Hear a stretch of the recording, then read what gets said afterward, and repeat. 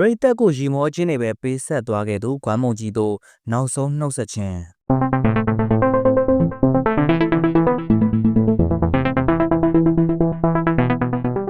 လောကကြီးမှာကိုယ်တိုင်ငိုနေကြရင်တော့သူတစ်ပါးကိုပြောအောင်လို့လုံနိုင်တဲ့သူတွေကအလွန်ကိုမုံမြတ်လာပါတယ်လူတယောက်ရဲ့တန်ဖိုးကသူရှိနေစင်မှာထက်သူမရှိတော့တဲ့အချိန်မှာပို့ပြီးတော့ထင်ရှားလာတတာလဲတဘာဝပဲဖြစ်ပါတယ်အခုလဲမြမရုပ်ရှင်လောကရဲ့အကြောင်းအသွေးတစ်ခုပရိသတ်တွေရဲ့ဘဝအမောတွေကိုဟာတာတွေနဲ့စေးကြောပေးခဲ့တဲ့ဇပိုတရုပ်ဆောင်ကွမ်းမုံကြီးတယောက်လောကကြီးကိုအပီးတိုင်နှုတ်ဆက်သွားခဲ့ပါပြီဒီသတင်းစကားကပရိသတ်တွေအတွက်တော့မယုံနိုင်စရာကောင်းလောက်အောင်လို့ရုပ်တရက်စမ်းကြဲလွန်းလာပါတယ်ခင်ဗျာ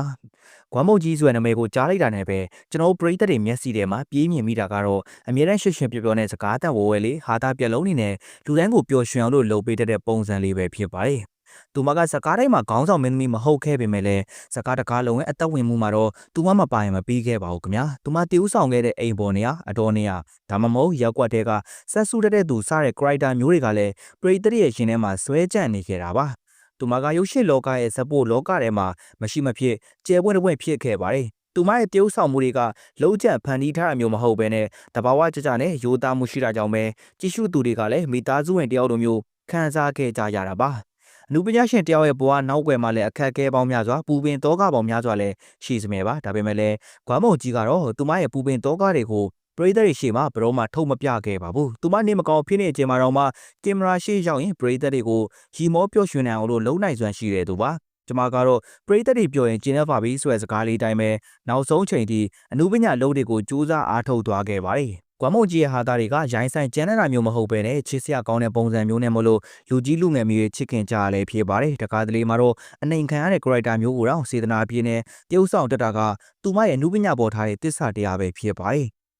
အခုချိန်မှာတော့ကျွန်တော်တို့ကိုရီမောချင်းနဲ့အမြဲပေးခဲ့တဲ့အတန်ဝဲလေးနဲ့ပရိသတ်တွေကိုချုံမြူခဲ့တဲ့ကွမ်းမုံကြီးတယောက်လောကကြီးကိုအပီးတိုင်နှုတ်ဆက်သွားခဲ့ပါပြီဒီတဲ့င်းကလည်းအနုပညာလောကသားတွေအတွက်တမကပဲသူမကိုချင်းမြန်နိုးတဲ့မြန်မာပြည်နှံကပရိသတ်တွေအတွက်ပါကြီးမားတဲ့ဆုံးရှုံးမှုတစ်ခုဖြစ်ခဲ့ပါတယ်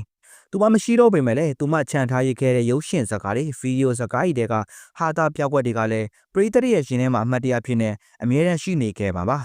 ကွမ်းမုံကြီးရဲ့စောလုံးပါတည်းဆိုတဲ့စာသားလေးတွေကလူမှုကွန်ရက်ပေါ်မှာပြန့်နှံ့နေတာကိုကြည်ကျင်အားဖြင့်လဲ